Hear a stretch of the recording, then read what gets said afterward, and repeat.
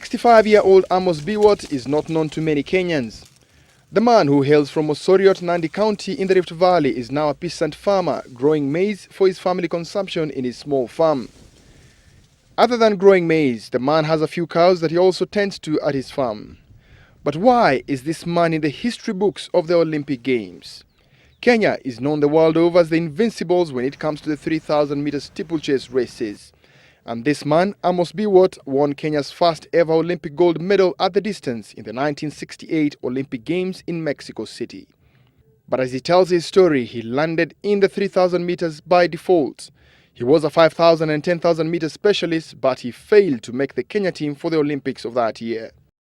Kwa bahati mzuri au bahati namna hii, district yetu wa Kapsabet tukakosa mtu wa steeplechase.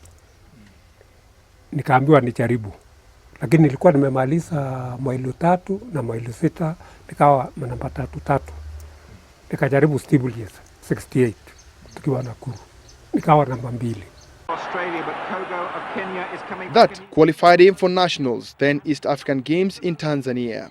That's how he made it to the 1968 Olympic Games in Mexico. He never ran steeplechase before. He goes into the record books again as the only athlete who won the steeplechase gold with dry spikes, despite the water jump, due to his peculiar way of clearing the steeplechase. Sikuwa nataka kukanyaga maji. Tena unajua hii mbio ya steeplechase haitangana ni mtu ukae nyuma. Kuna watu round ya 4 watu watakuwa wamechoka. Kuruka kwa maji watapanda tu kuingia kwa kama kutembea. Sasa ukikaa mbele utakuwa na shida yote, hata ukichoka ukanyage maji kidogo hakuna mtu unaweza ku. Okay. Going into the races in Mexico, Amos was not confident of winning, but he had the heart to just try his luck. Lakini nilikuwa na nguvu na nilikuwa na tumaini. Sasa nilipokimbia hits nika qualify, nikaona matumaini. And coming into the picture and looking very dangerous and very strong is Biwott, the unknown Kenyan. They were under coaches Charles Mukora and John Velzian. Training was for the 5,000 meters and 10,000 meters that he's used to, and that is how he got the stamina and endurance to win the 7-lap event. Wins for Kenya. Kogo is second and Young third. And another Kenyan triumph. Then it was time to get back home. He was still a student in high school, and the then president, Jomo Kenyatta, gave him a scholarship to finish his studies at Njoro Boys High School. Sadly, the only reward from the Olympics was the gold medal. The only monetary gain was allowances of $1 a day. Wakati ule unaruti, hakuna kitu yoyote, ukishinda, usiposhinda, ukupewa transport, unaruti, hata mara unapewa transport hata haivukishi nyumbani. Sasa wakati huu hata mimi nikienda kwa international games nikihakikisha nimeshinda kwa sababu iko pesa.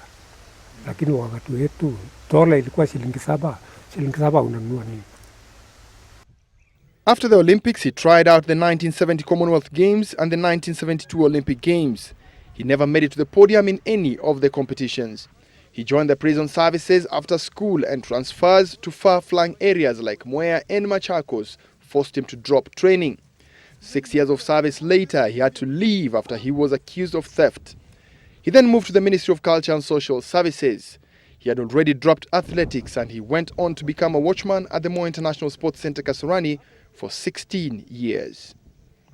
He got married to fellow athlete Cherono Mayo in 1973 after they both represented Kenya at the 1972 Munich Games in Germany. Wakati tulikuwa huko nje, sisi kama sasa brothers na sister. Sababu alikuwa hakuna mwingine najua, sababu yeye na hiyo mjamaa hiyo msuria tabu. Sasa tukakuwa karibu tu mpaka sasa tukabidi tukaoana. Only one of his 5 children has taken up athletics. Amos Biwott says he is bitter with Olympics Committee of Kenya and the government for neglecting former athletes who shaped Kenya's destiny in athletics. All he wants is to enjoy his retirement. Sasa ni nini tena, tungependa tupe kitu ya retire.